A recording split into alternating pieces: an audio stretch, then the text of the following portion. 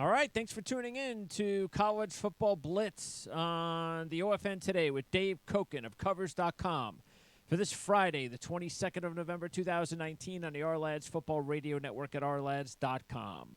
College Football Blitz is brought to you in part by Covers.com.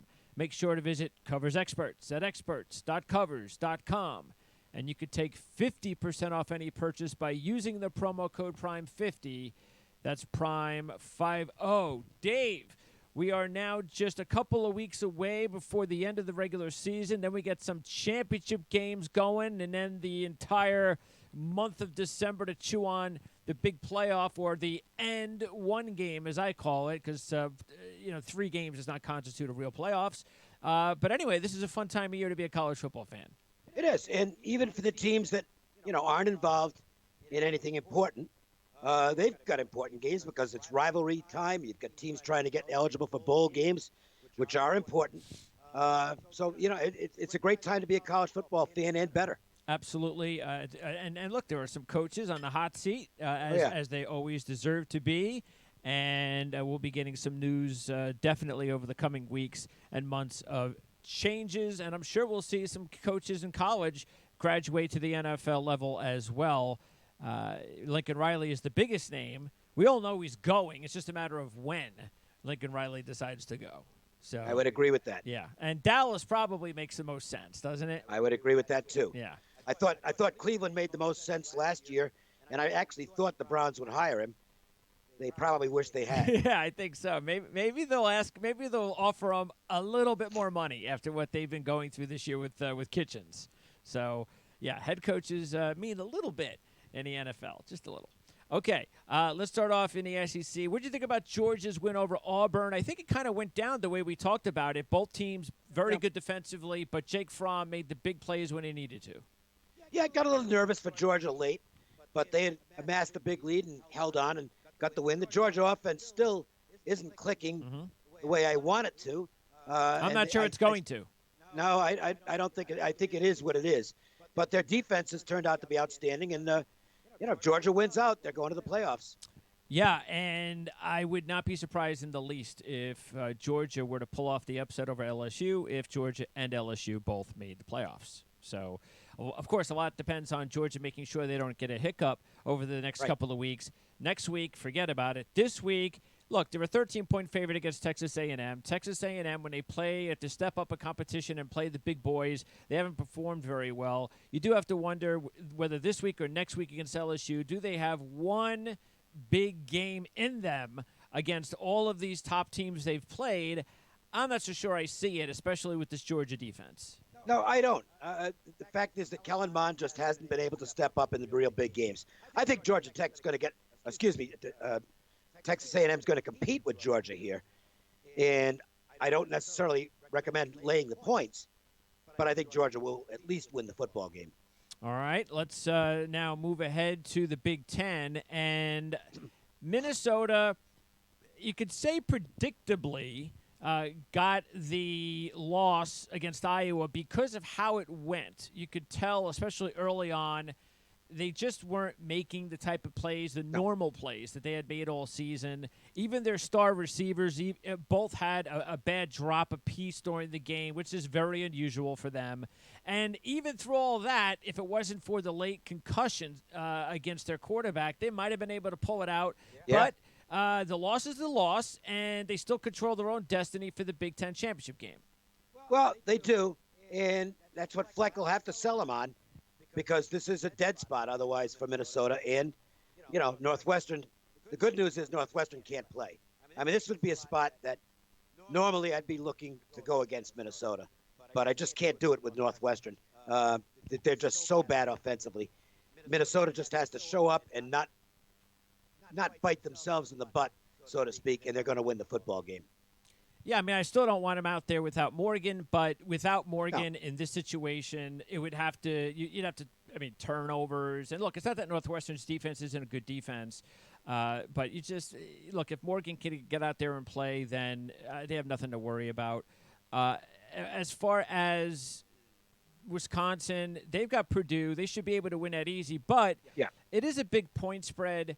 I'm still not completely sure I trust Wisconsin on a week-to-week basis anymore. And I got to tell you, I think Jeff Brom has done a really good job keeping Purdue in a situation where they actually have something to play for. Yeah, Purdue is not going to win the game unless Wisconsin plays really badly. But we know that Wisconsin hasn't shown up every week. Mm-hmm. So you do have to wonder about that. And that certainly gets me away from laying the points in the game. Yep. But if the right Wisconsin shows up, they'll blow Purdue off the field. So it's kind of a no-win situation for me. Yeah, and you know what? If depending on the opponent, there's not many teams that I would take. And I'm not even taking Michigan State because the number's too big. But there's not many teams that I would actually stay away from against Michigan State than Rutgers because Michigan State is just they're just so bad right now that Look, they can say all they want about what D'Antonio's job is safe, blah blah blah. They need to make a change. Yeah, I agree. They need to make a change. The program They need life. has plateaued. Yes. It's a debt. There's no life. The offense is stodgy. It's old school. They need to make a change if they're going to step up and compete with the big boys in the Big Ten. Yes. Otherwise, they'll just go out there and win their 6 or 7 games every year and get to a minor bowl. But I don't think that's what Michigan State wants to do. Yeah, because, look, you can say what you want about – and, look, there's no question. Injuries have killed the offense the last 2 seasons. If they were a 100% healthy offense the last 2 seasons, their defense was so good that you would give them a shot at winning some big games, but you can't carry that – well, you can only carry that so long before people just get frustrated. Fact is that before the glut of injuries, you can go back to the Arizona State game. And Arizona State's an okay football team, but that's about it. They had no right losing that game. You know, I mean, that game was the harbinger of things to come for Michigan State, and really was the indicator they're just not that good. Mm-hmm. All right, the big games. You got Penn State and Ohio State. It's about an 18-point, 17-point spread now for Ohio State to get Chase Young back. And I don't know what to think about Penn State. I'll find out the first half of this game because what could have happened in the Minnesota game is that their secondary got exposed because we saw that again against Indiana. On the other side, if they play a good first half against Ohio State, we might sit back and go, well, maybe they just had a bad game against Minnesota. They had a hangover against Indiana, and now they're back to playing good defense again. So I think 18's a lot. This is the best team Ohio State's played. But Ohio State's so dangerous that this could be a 5-point game in the fourth quarter, and they could still cover. Yep, and that's the problem. And, I mean, look, Ohio State's just played at such an extraordinary level. There's just no way I can go against them. I'm not going to lay this kind of number against Penn State, which is a very good football team. Mm-hmm. You know, they're the borderline top 10 team. And I'm not laying almost 3 touchdowns against a borderline top 10 team. But I also can't take the points because Ohio State is capable of destroying them. Yeah, and look, we've seen this for years, as you know. You get these teams that look so invincible. They can't be stopped. They're the best team doing this, doing that, especially offensively. And then they'll play a game or step up in competition, and you're like, how did that happen? Where did that come from? So that's why we're still not completely sure about Ohio State yet. We'll find out not only this week, but definitely next week when they take on Michigan. And all of a sudden, Michigan is going into that game. As long as they don't hiccup against a very good Indiana team, as long as they don't hiccup, they're going into that Ohio State game next week playing the best football I think they've ever played under Harbaugh. They are, but the fact is they could hiccup against Indiana. Yes, they could. Which is Indiana's a dangerous team right now that's got a lot of confidence. Yep. And playing at home, I think Indiana has every right to believe they can compete with Michigan in this game, and I think they will. Yeah, it's a 9-point spread. That's a lot of respect considering how good Michigan's playing. Hey, I'd probably have to take Indiana in the game. I'm not touching the game, but that's where I am. Yeah, I think I'd have to take them.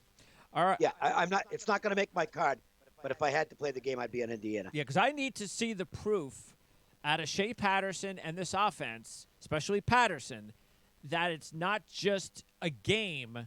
And it's the beginning of everything clicking the entire season that they've been building up towards with the new coordinator and the new offense.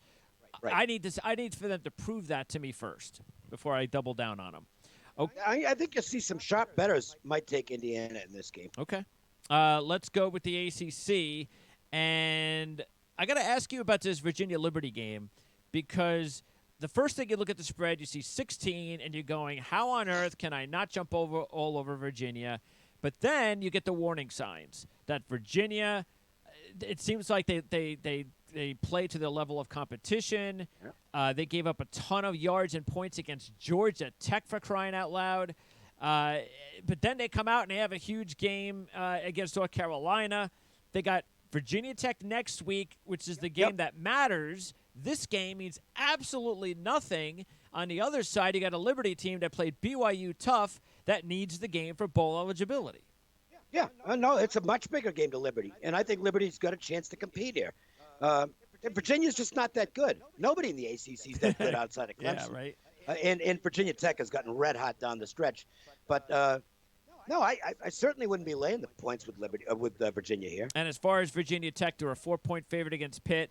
I've had them the last few weeks. I had them as one of my top picks last week, and I'm just going to keep taking them until they prove otherwise because they are playing some really good football. And talk about confidence. They've got all the confidence in the world.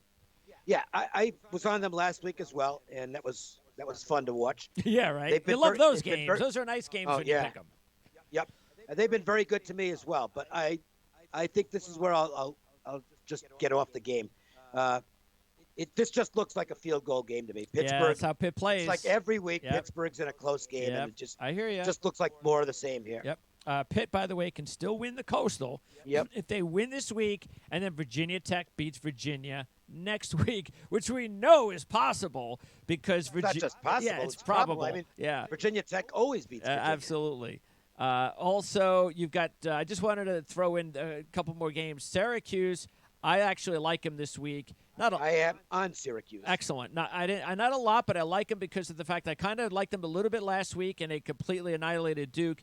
They need the game, as we all know, for bowl eligibility. They got to win next week as well. And Louisville just won last week for a bowl, and they're just already in party mode in my mind. So this is. And go ahead.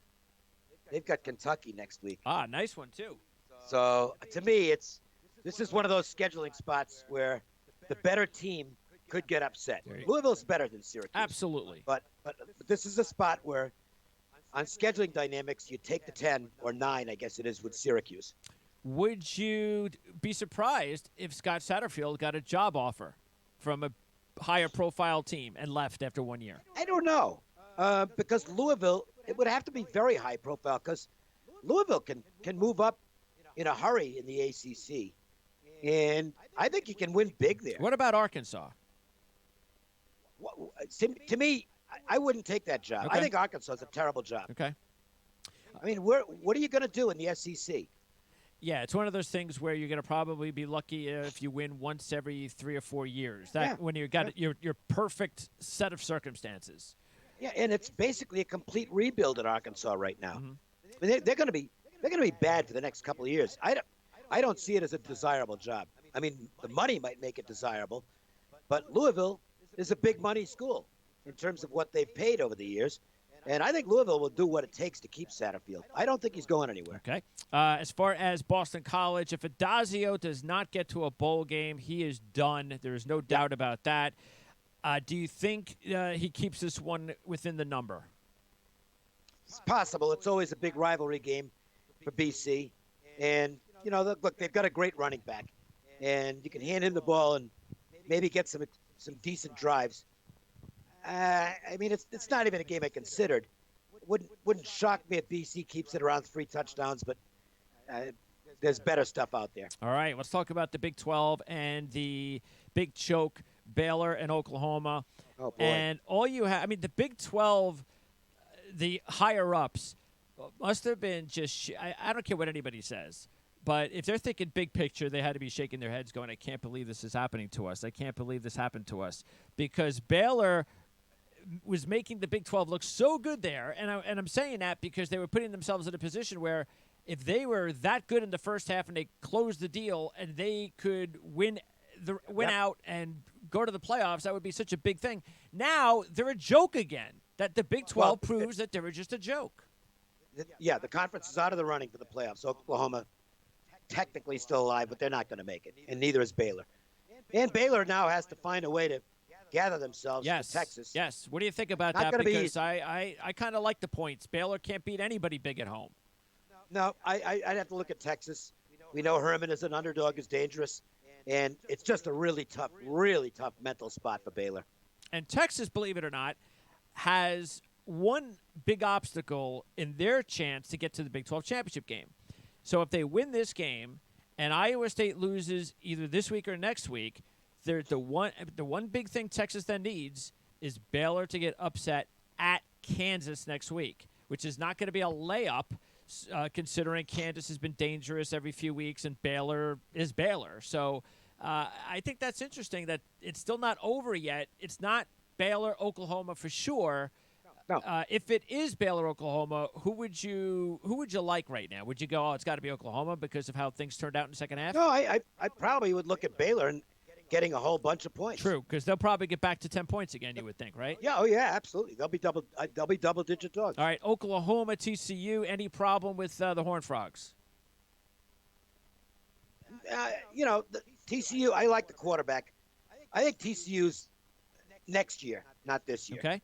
Yeah, the quarterback still has a ways to go. I do not trust Oklahoma and that defense to be laying big points. A lot of points. It's a bad defense. And I don't see any reason, unless he's 100% healthy, to rush back CeeDee Lamb in this one. Might as well save him. Meanwhile, Oklahoma State, now they lose their starting quarterback. The Hawaii transfer gets the start against West Virginia. That's Drury, right? Drew Brown. Drew Brown. Yeah. Drew Brown can play. Yeah, he put up big numbers for Hawaii. I don't think there's a big difference between these two quarterbacks. Now, I was going to play Oklahoma State here, and I scratched it because of the quarterback, but in hopes of the number dropping. If this goes down to like 4 because of the news of the quarterback, I'm getting on Oklahoma State. Okay. Because I think Drew Brown, look, he's been good while he's out. He's had limited duty this year, but the running back is the key to the Oklahoma State offense. And I think if anybody can manage the game, I actually think the similarities between Drew Brown and I'm blanking on the kid's name. Sanders. I don't think there's much of a difference, even in style, between the two. They're both quarterbacks who can run. Drew Brown can throw a deep ball really well. So I'm hoping this line goes down because of the Sanders news, and I'm going to take Oklahoma State if that's the case. Yeah, because they're the better team. Yeah, the bigger injury is still Tylan Wallace more than say the quarterback. Yeah, to tell you the truth. They've adjusted to that. To me, this is more about not worrying about Oklahoma State and their injuries as much as do you believe that West Virginia can keep this up because it looks like they got the right coach. Well, yeah, but I mean, this team is still bad. I mean, they can't even last week. I know they caught Kansas State in a terrible flat spot last week. They managed to win the game, but if you look at the numbers, it was still they got outgained by 100 yards. They still can't run the football at all. They're just no good. I mean, I know West Virginia is technically alive for a bowl. If they win this game and then get an upset against TCU next week, they go bowling. But that's one of the false narratives late in the season is that, well, the home dog needs the game, so you should bet on them. Yeah. They don't get there. No, it's not about that. They lose more often than they win, and that's against the spread. And I think there's the potential here of a play on Oak State if there's an adjustment off the injury to the quarterback. Okay, in the Pac-12, the last road game obstacles for both Oregon and Utah, both heavy favorites. Oregon's got the tougher contest at Arizona State because anything's possible with that team. We've seen them squeak out some big games already this year. You talked about the Michigan State game. But I like the way, of course, both teams are playing right now. Both Oregon and Utah are playing their best football of the year, and it looks like we're going to get a great matchup in a few weeks for the Pac-12 championship game, which very well could decide who goes to the playoffs. And please make Oregon the favorite over Utah because I'll be on the dog if that's the case. Okay. Utah's the best team in the conference, not by a huge margin. I mean, but they're the best. They're the best of those three contenders, and Utah should kill Arizona. All right, and then taking a look at the other games, of course, the rivalry, UCLA and USC isn't like it used to be. I'll say. It's a 2-touchdown favorite for the Trojans. So UCLA, of course, that game against Utah was It was actually not as bad as the score indicated until the big turnover late in the first half, and then it was a blowout in the second half. UCLA, if they could pull up the upset, they've got Cal for a bowl next week. Yeah, I wouldn't rule it out. The funny thing is how big this rivalry used to be, and now it's not even a decent volume game at the books. I mean, it's just not getting any attention at all. What do you think? So, how's being out west? And I know it's not like UCLA is really a serious market, but what is the talk as far as how Kelly's guided the Bruins so far? well, I think he's going to have another year, and UCLA will have to make some progress next year. More buzz at USC because the rumor still persists that Urban Meyer comes out of retirement again and takes the USC job, and I think that will happen. You do? Yeah. Okay. Urban Meyer to the It's Trojans. It's all up to his wife, but who doesn't like Southern California? And USC is a storied program. They've already got some real talent. Yeah, in place. it's not Columbus, Ohio, as far as the locale. So I get you. No, Yeah. I'm why not? And have you ever seen anybody look more bored on a panel than Urban Meyer does? Yeah, right. I mean, he wants to be on the football field again. As far as some of these other games that do matter, Cal, Stanford, Garbers goes out there, gives it a try, then gets concussed, and that concussed California's hopes because they looked like they just deflated after that injury, and they had nothing the rest of the way. Stanford did not miss Costello because Mills looks like he's going to be a good one. I think Mills is better than Costello. Dabo, of course, being out is a big blow, but not against Cal. That's a big rivalry as well. It is, and I know Cal technically can still get to a bowl, but that's amazing that they still have to win games to go to a bowl with the season that they looked like they were going to have until Garbers got hurt. It was a killer. So this is Cal's season right here. That'll keep me off the game. Stanford ought to beat him. Yeah, Cal, they got at UCLA next week. So, and if UCLA were to win, who knows? Maybe it's a game for both teams to get to a bowl. It's still possible. Yeah. And I still think Wilcox has done a really good job. Oh, yeah, absolutely. Sure.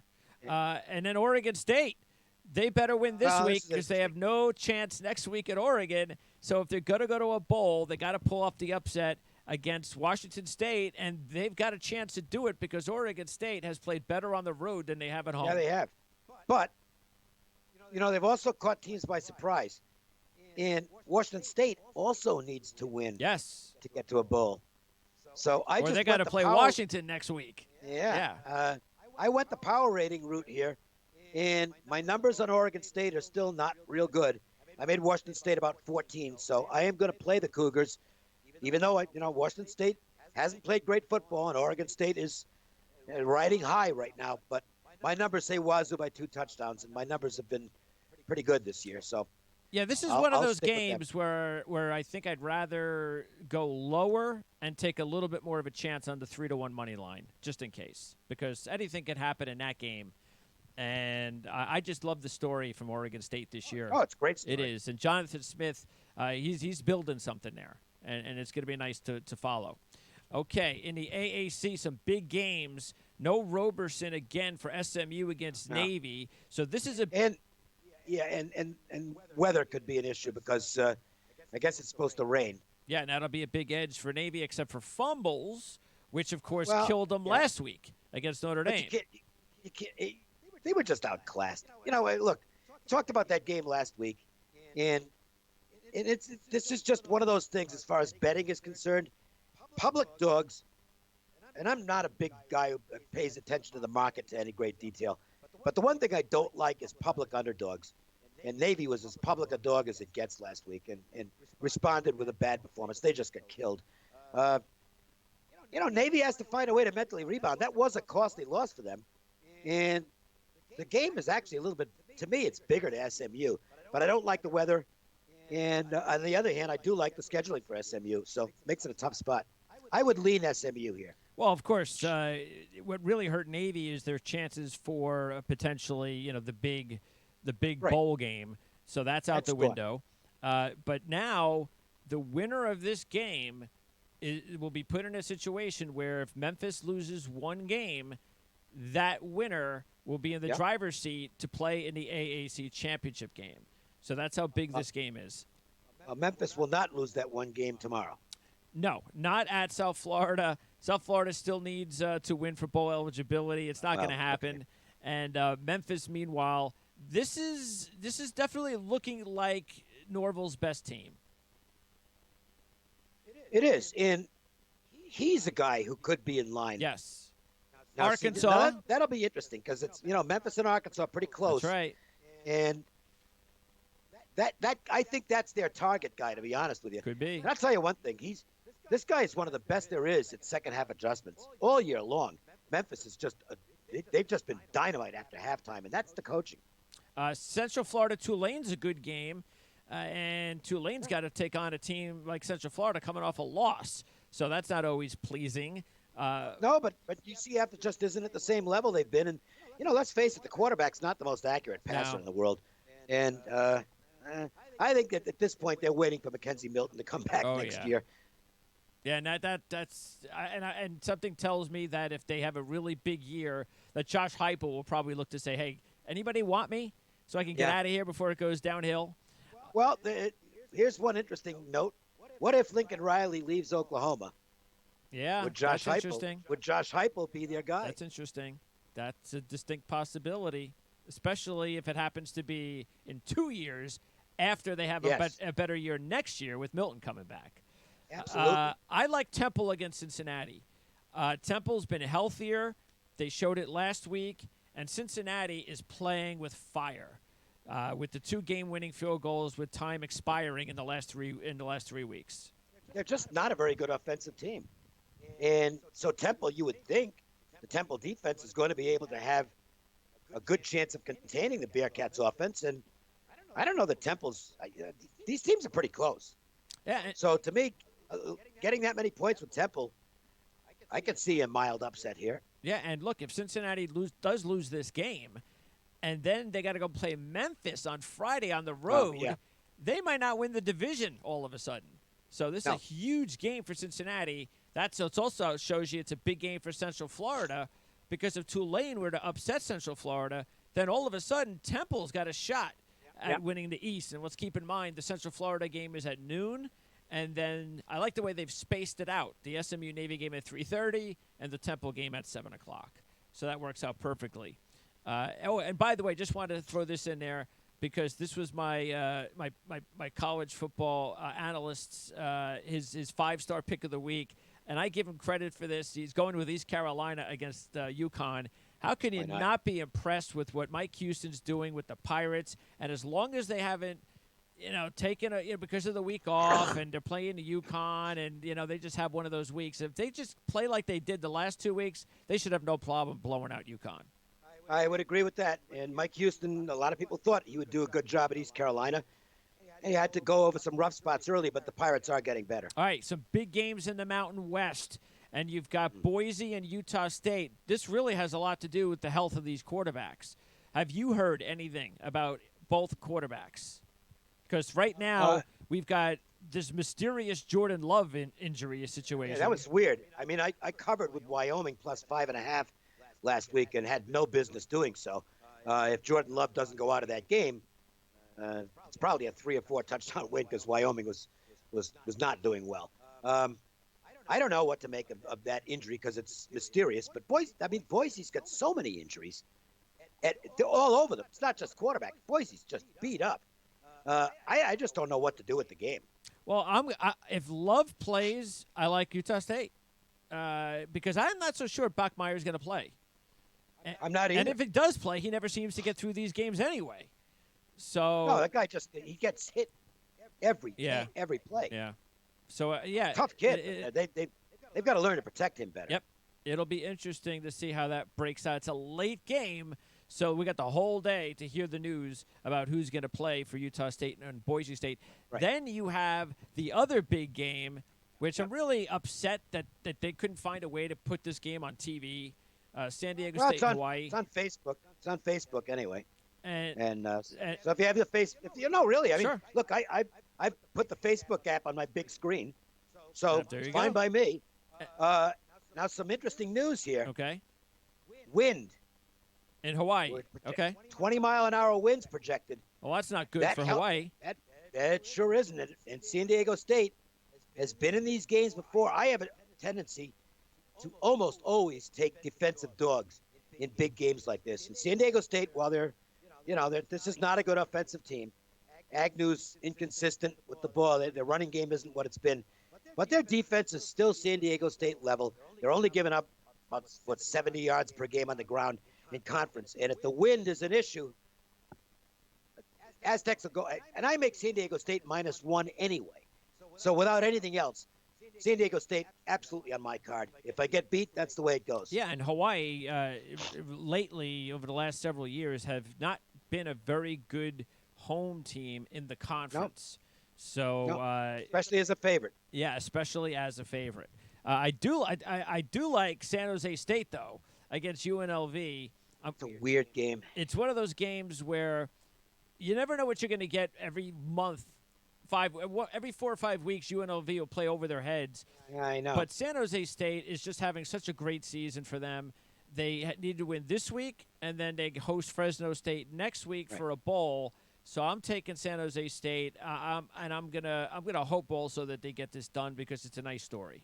It is a nice story, but I'll stay out of it. UNLV, this is the last ever home game at Sam Boyd Stadium for UNLV. There will be one more game here, but it's the Las Vegas Bowl, which they obviously will not be a part of. But that's kind of offset by the fact they've got Reno next week, which is a much bigger game as far as, it's a big rivalry, and it might well be Tony Sanchez's last game as the coach. There's just too many. Next week, I'm not ready to. I'd rather go with the Sanchez's potential last game, Nevada last game as the game that they care about. All I have to do is remind myself what happened to Miami at the Orange Bowl in their last game. Yeah. They got absolutely destroyed, and I couldn't believe it. I was like, how can you play like that in the last game of the Orange Bowl with all the history? That showed no guts out of those kids that they could not play. I mean, they were just destroyed in that game. And it wasn't like they were like a 30-point underdog in that game.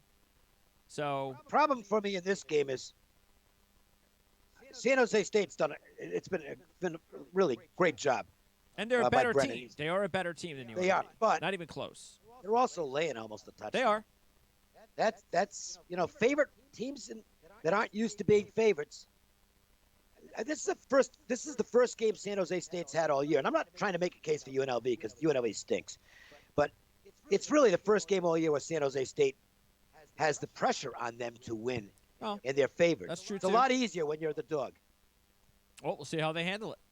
All right, Conference USA, we got some big games here, and I'm actually surprised, unless the odds have gone up since yesterday, that the UAB line hasn't gone up more than 6 from 4, because we know Smith and Hardy weren't going to play all week.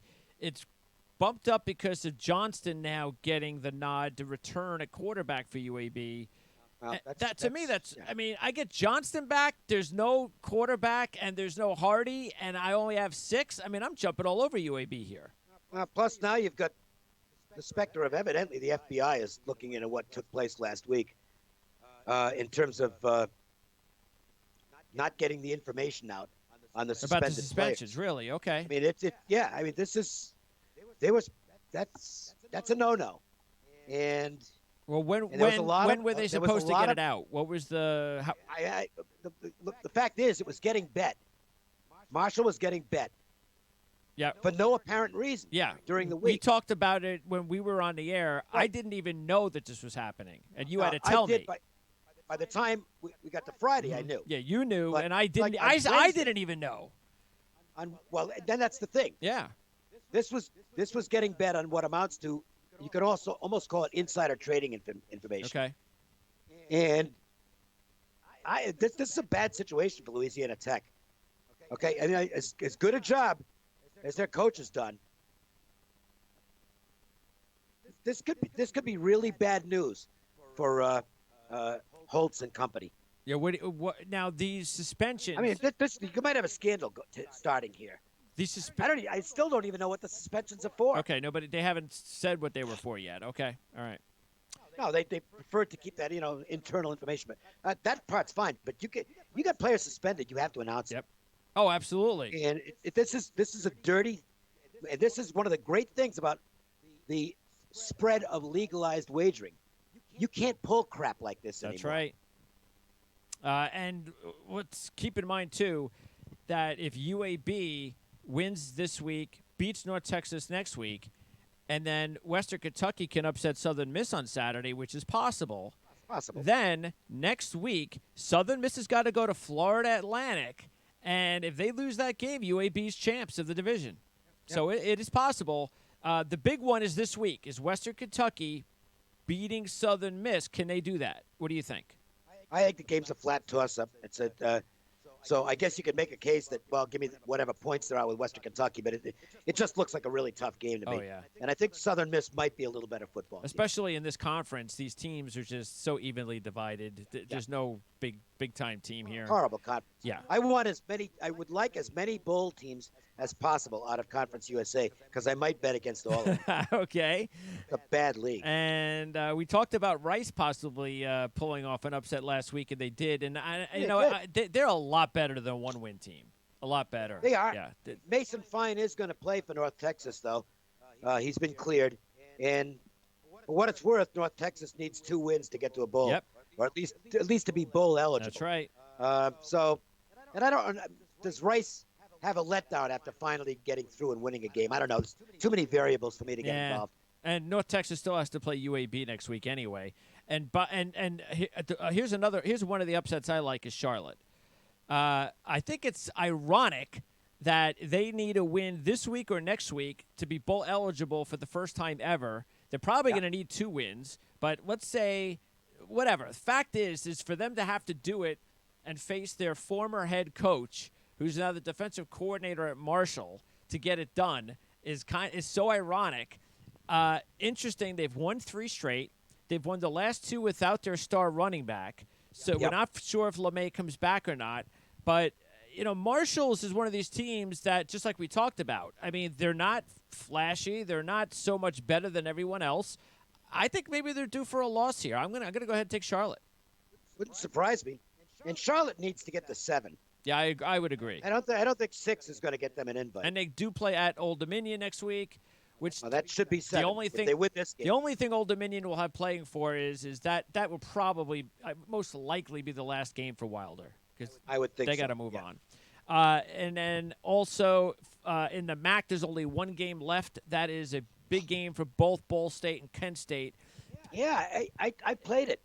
And which way did you go? I took Kent.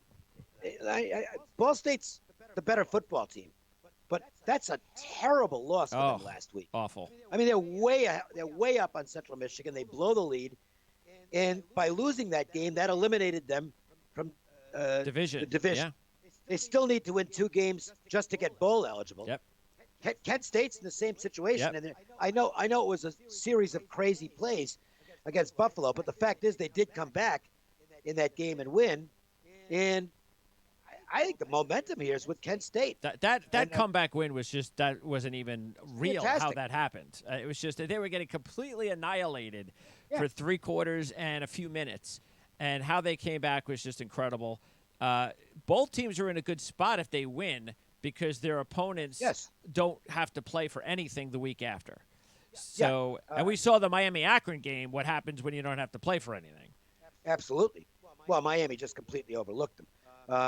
I know I'm getting the worst of it in terms of the talent, but I took the points with Kent State in this game. Okay. And then keep in mind on Tuesday, Western Michigan can clinch the West with a win at Northern Illinois. If they lose, then when we come on the air next Friday, are we still on the air next Friday? I guess I'll be around. Okay, sounds good. So we'll be on the air next Friday. Then the Central Michigan-Toledo game will be in the driver's seat for Central Michigan with a chance to win and clinch the West. So that's what's going on in the MAC, and we're going to wrap it up with the Sun Belt. We have some big games, and Troy seems to be playing their best football at the right time. This could be a very good football game going up against Louisiana. And talk about a coach from a small school that could really – I could see this guy really climbing up, the charts. And I wouldn't be surprised if he got a Power 5 offer. Louisiana's been playing some great football. Napier, he comes from the Saban school.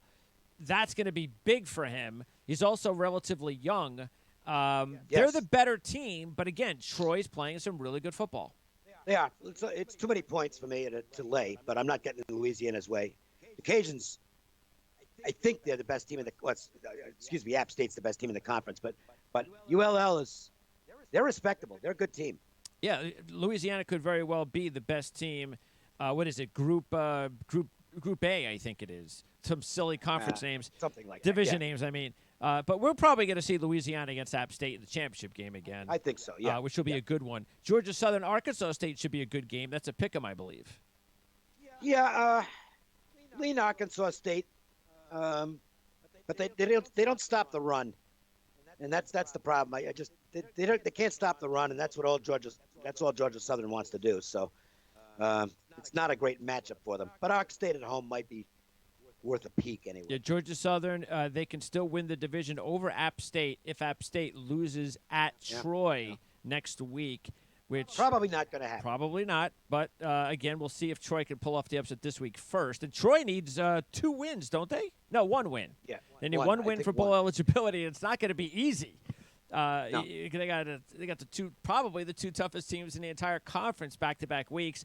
And Georgia State, the whole Dan Ellington playing with an ACL is crazy, but give him a lot of credit. This is one banged-up team at the end of the season.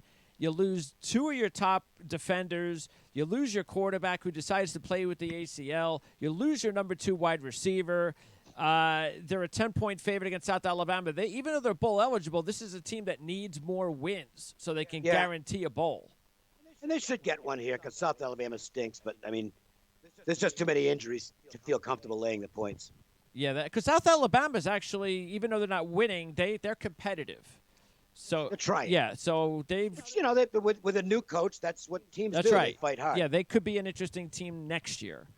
All right, so everything else going okay as far as with covers, Dave? Yeah, everything's good.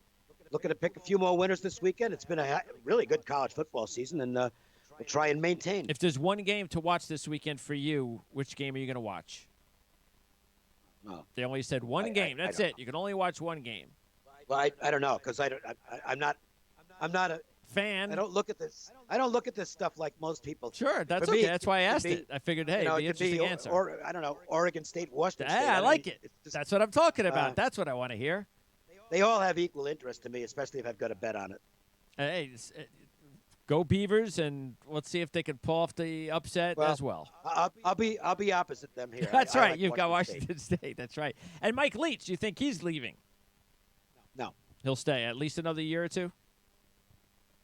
Yeah, I think he might retire there. Really? I think he fits that area, and so you don't believe any of the stuff that we were hearing last offseason about him maybe wanting to leave or anything like that?